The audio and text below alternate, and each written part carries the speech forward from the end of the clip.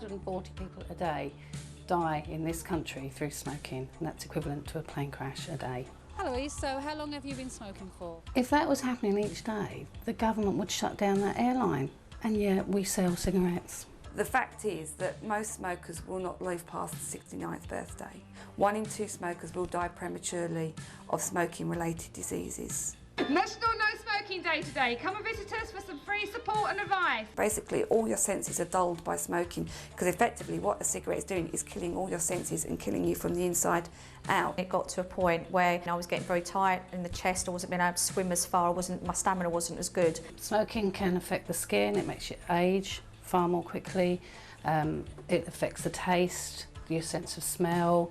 It can even affect your eyesight. You become very grey in the skin tone, you can become very wrinkled, you get loss of circulation. It is a very expensive habit, and when you look down on what you spend in a whole year on smoking, you know, it's 20-day smoke is £1,700 a year, which is, to a lot of people, it's a lot of money. We're trying to provide support to people, to almost hand in their fags in return for some support and advice, and trying to get people to join counselling classes or just help them generally to pack in smoking. We have nurses who are trained as smoking cessation counsellors within the practice.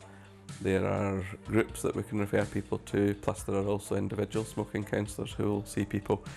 We then assess your smoking needs, your smoking habits. We ask you to keep a smoking diary for a week so we can see your smoking habits. Somebody else said, well, why don't you go and have a word with Val down the front? She's the smoking cessation lady. So I went and had a chat with Val, and from then on it was brilliant, and I haven't looked back since. Once we get people's referrals from their GP or from the nurse, or they can self-refer by using the free phone number, we then marry them up, get them to their first appointment, hopefully within a fortnight. We identify the reasons why they want to give up, we look at their smoking habits, we look at when they smoke, and we just give them ideas on how to combat the stress of giving up smoking, the coping strategies. We will talk to them about different aspects of their health, which is confidential and free advice.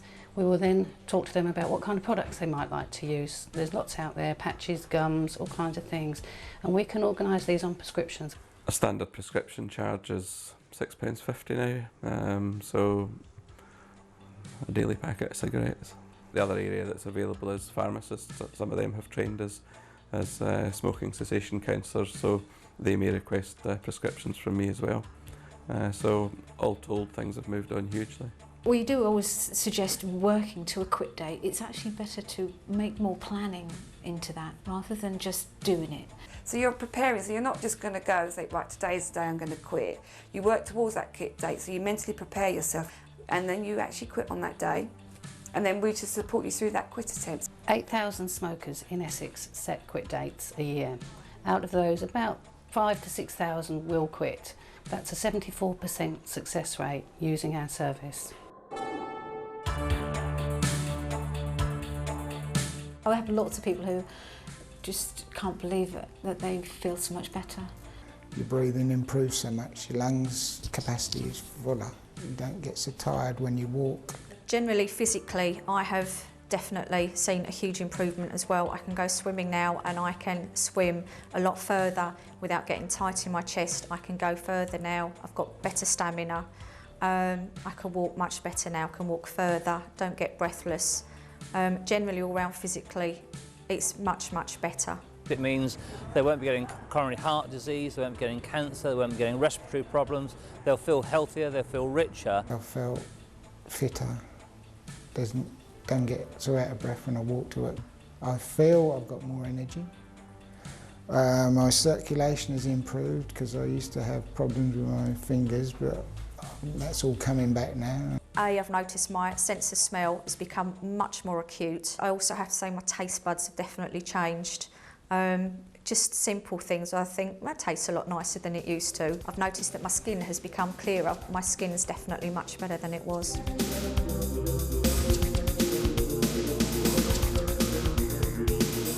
Yeah, there's the added advantage is you don't waste your money.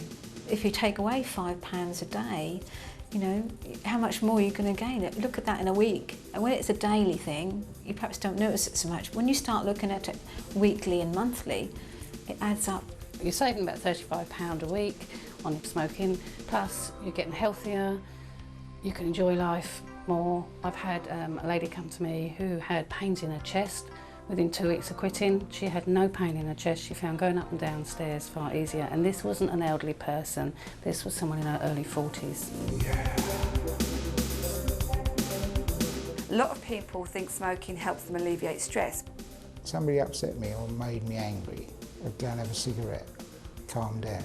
And she'd say, you're not calming yourself down, you're making yourself more stressed out. It's been very well marketed as a stress relief, which is a real sad thing. Nicotine is actually a stimulant drug, so it actually heightens your stress. Smokers tend to be more stressed people. Since having stopped, I don't get stressed out. I don't fly off in a rage. And I now realise that what she said about smoking made me more stressed out is true. It's an addictive and it's also habit forming. So you're trying to combat two different things. What we try to do is help them combat that craving so then they can break the habit. Smoking is very addictive. However, it can be overcome. And in fact, the patches nowadays are actually very good at looking after the craving side of things. There is no magic wand. There's three things really basically needed. There's the willpower.